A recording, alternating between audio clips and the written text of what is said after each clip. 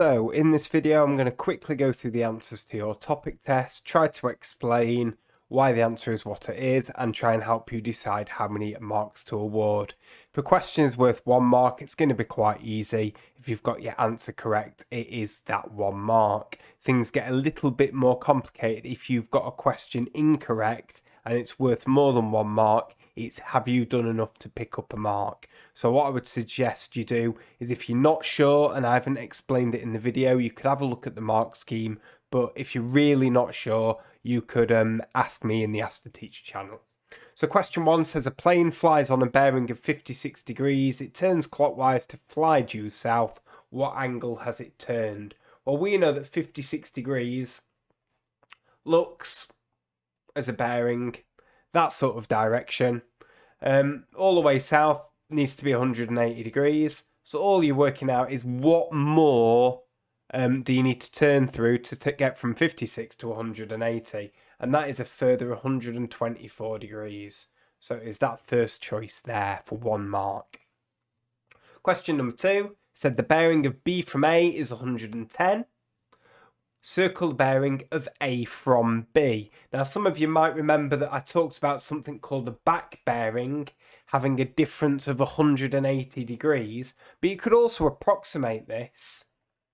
We know that a bearing is measured all the way around clockwise, so the angle that I've just drawn there is the bearing of A from B, and you can see that that's a little bit more than 270 degrees, which is only one option, 290.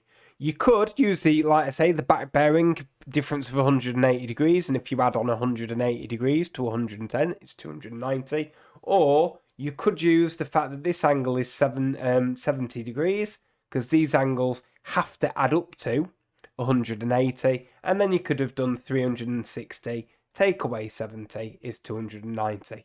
So lots of different ways of doing that question for that 1 mark. So in question 3, we're trying to work out what 1 centimetre represents using the information given. We are told that 1 inch represents 1 mile, and we're also told that 1 inch is 2.54 centimetres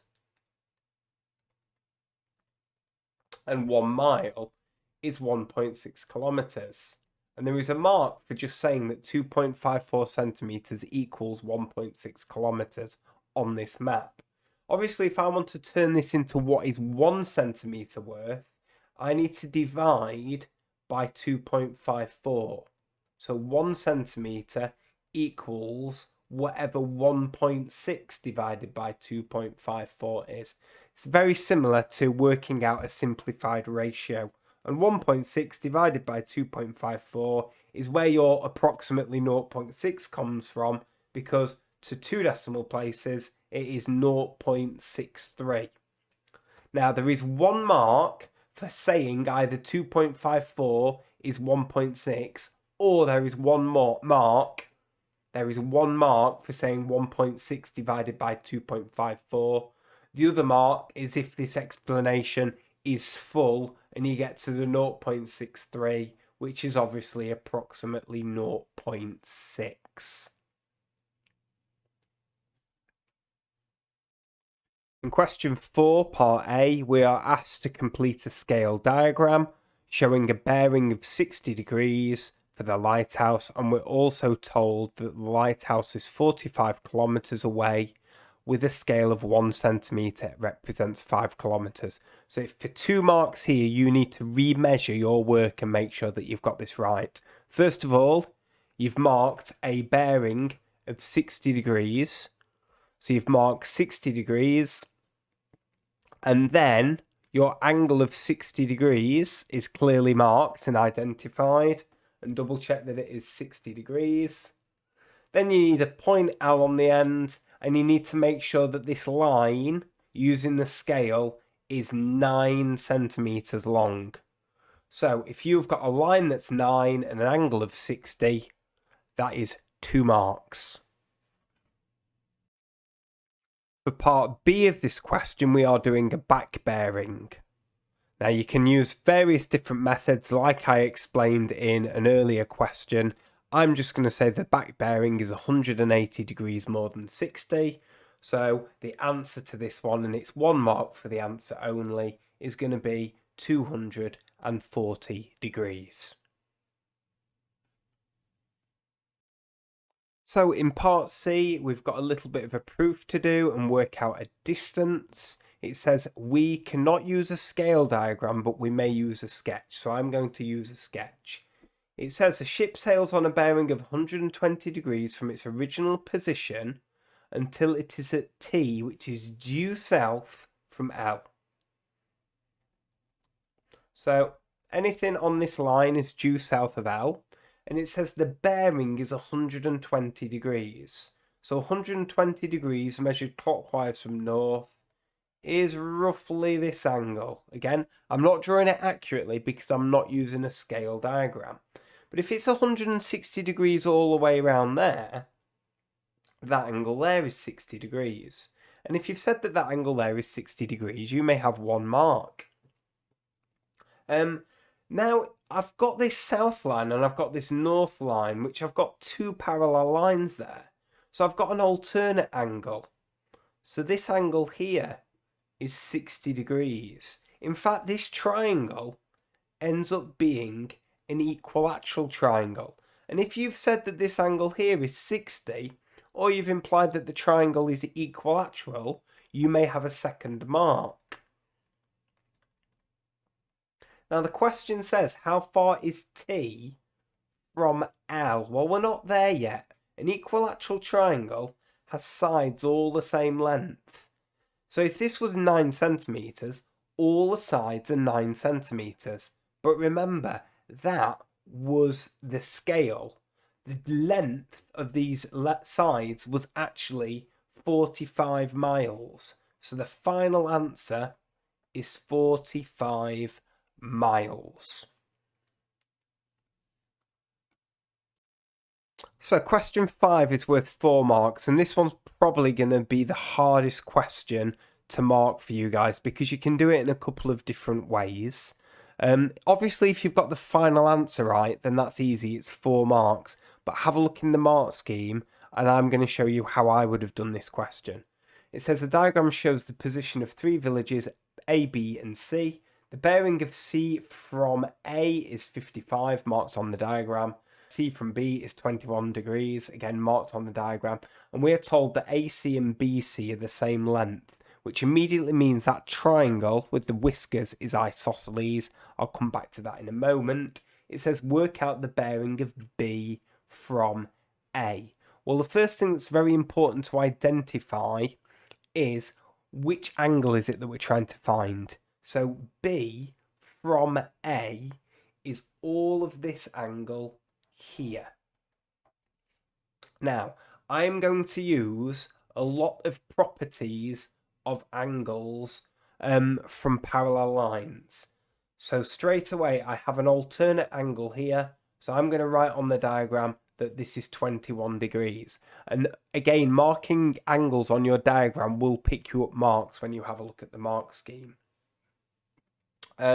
This angle at the top of here, I know if this is 55, these must add up to 180. So I know that this is 125 degrees. I'm now going to use angles on a straight line to work out this angle here. And that angle must be 180, take away whatever 125 and 21 add up to. So that is 180, take away 146, which is 34 degrees. Now I'm going to jump in finally with my isosceles triangle. So this is 34 degrees, this angle and this angle are the same. Now this is not drawn accurately, it doesn't look like an isosceles triangle, it doesn't look like these two angles are the same. But if I do 180 take away 34, I get 146, and I need to divide that by 2. So x is 146 divided by 2, which is 73 degrees. Now, I'm still not at my final answer because my bearing, all of that angle, is 55 plus 73 degrees. So 55 plus 73 is 128 degrees. So like I say, if you've got an answer of 128 degrees, just go ahead and give yourself the 4 marks. If not, please have a look at the mark scheme, because like I say, there's a couple of different ways of doing this one. And finally, question 6. Here is part of a map used by walkers. George usually walks 6 kilometres each hour. Estimate the time it would take him to walk from Ainsley to Barton. He crosses the river using the bridge. Assume he walks in a straight line from Ainsley to the bridge, and from the bridge to Barton, he takes 1 minute longer for every 10 metres he climbs. Okay, so the first thing that you need to do is you need to draw in some straight lines, and you need to do some measurements. Now, obviously, if you've not printed this carefully, your measurement might be different to mine. Okay, they say in the mark scheme that this distance should be between 9 and 9.5 centimeters. So I'm going to use the fact that the distance is 9.2 centimeters, but this would apply for anything between 9 and 9.5. So, first of all, the 9.2 centimeters is what it is on the scale. I need to turn that into a proper measurement. So using the scale of 1 to 150,000, I need to first of all turn my 9.2 into a real measurement. So I'm going to multiply it by 150,000. 9.2 multiplied by 150,000 comes out as 1.38 million. Like I say, your number might be slightly different, but that would be the measurement in centimetres. I'll turn it into metres by dividing by 100. That's 13,800. I'll divide it by 1,000, which will turn it into kilometres. So that is a distance of 13.8 kilometres. So we are trying to work out the time that it takes, and it says that he goes 6 kilometers per hour. So I need to turn that into how long it's going to take. So I'm going to divide that by 6.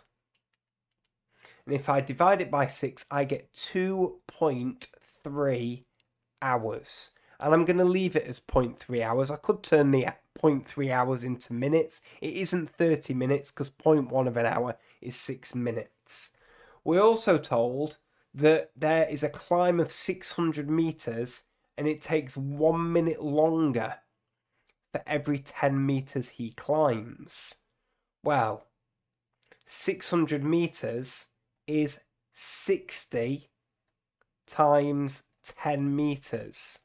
So in other words, that extra 600 meters is going to take him an extra 60 minutes. So I need to add on 1 further hour, and it is 3.3 hours.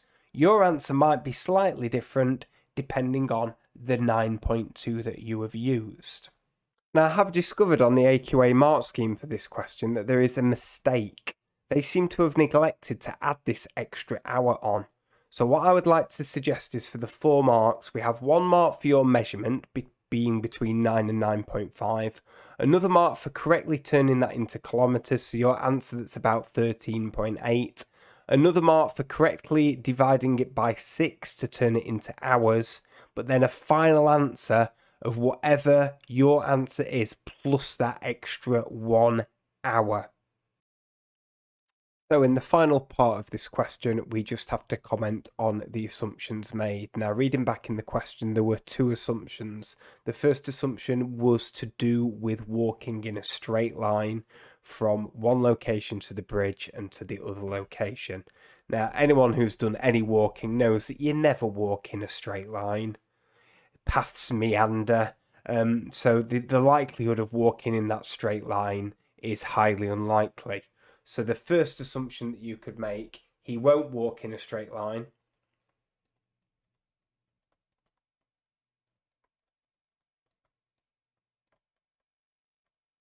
So the consequence of not walking in a straight line means he must be walking further.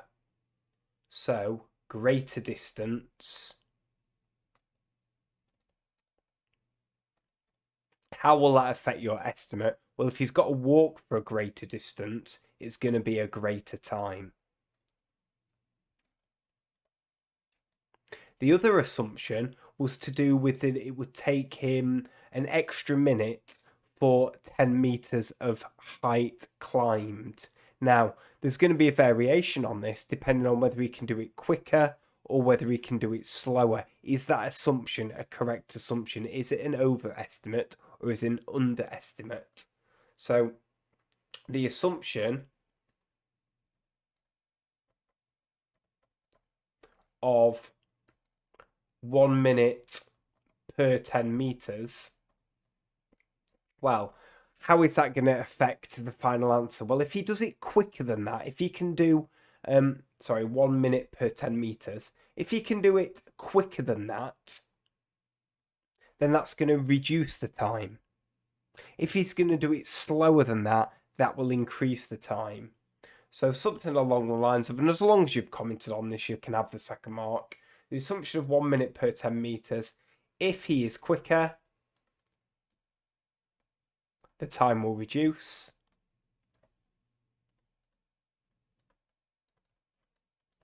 If he is slower,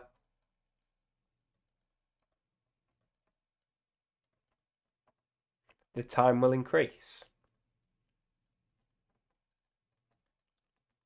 And I'm sure the mark scheme will say something similar for that question. Remember to add up your score, and please try and share this score with me in the Ask the Teacher channel, or if you prefer, you can share that score with me at the end of the week when you do your upload.